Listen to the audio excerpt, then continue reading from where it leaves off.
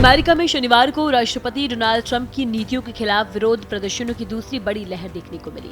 आपको बता दें, शनिवार को पूरे अमेरिका में हजारों प्रदर्शनकारियों ने एक बार फिर रैली निकाली, जिसमें राष्ट्रपति डोनाल्ड ट्रंप की नीतियों का कड़ा विरोध किया गया।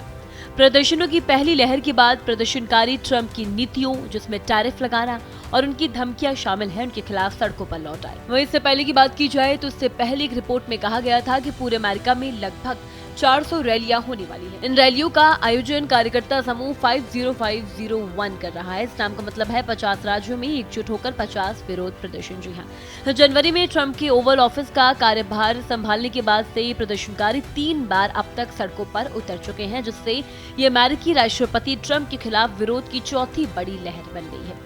इससे पहले 17 फरवरी को नो किंग्स डे नाम से रैलियां आयोजित की गई थी। ये रैलियां तब शुरू हुई जब ट्रंप ने खुद को सोशल मीडिया का राजा कहा। इसके बाद 5 अप्रैल को हैंड्स ऑफ आंदोलन के तहत देश भर में 1200 प्रदर्शन हुए। 50501 समूह की प्रवक्ता हीदर डन ने कहा कि विरोध प्रदर्शन ट्रंप प्रशासन के अधिनायकवाद से लोकतंत्र की रक्षा के लिए है। हीदर ने कहा कि ये गैर राजनीतिक और शांतिपूर्ण आंदोलन है, जो संविधान का सम्मान करता है और सरकार में जनहित को प्राथमिकता देने की मांग भी करता है। हीदर ने यह भी कहा कि हमारे साथ डेमोक्रेटिक्स, डिप्लोमेट्स और सभी रिपब्लिकन हैं, क्योंकि वे सभी एक ऐसे निष्पक्ष सरकार में भरोसा करते हैं जो लोगों को मुनाफे से ऊपर रखे। वैसे कि कानून के शासन को कुचलने का आरोप जो है प्रदर्शनकारियों ने लगाया। प्रदर्शनकारियों ने इमिग्रेशन, नौकरी में कटौती, आर्थिक नीति और अन्य मुद्दों पर चिंताओं का हवाला देते हुए राष्ट्रपति पर नागरिक स्वतंत्रता और कानून के शासन को कुचलने का गंभीर आरोप लगाया। प्रदर्शनकारी ने व्हाइट हाउस के बाहर एक आंदोलन किया। ट्रंप प्रशासन को लेकर नारेबाजी की, शर्म करो ट्रंप के नारे लगाए।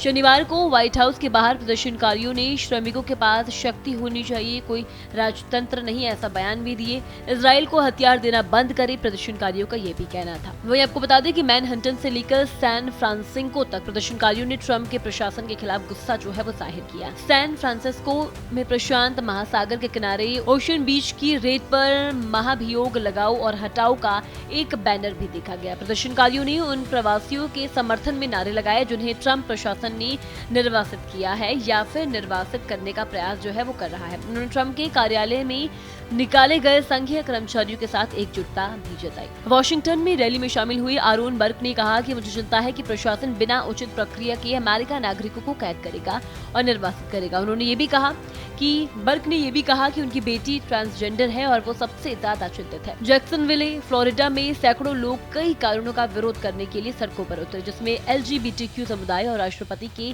हमले और सरकार की लुप्तप्राय प्रजाति अधिनियम को बदलने की इच्छा जो है वो भी शामिल थी। एक प्रदर्शनकारी सारा हार्वे ने कहा कि हम अपना देश खो रहे हैं। जब लोकतंत्र सड़कों पर उतर जाता है तो सत्ता को रुक रुक कर सुनना पड़ता है।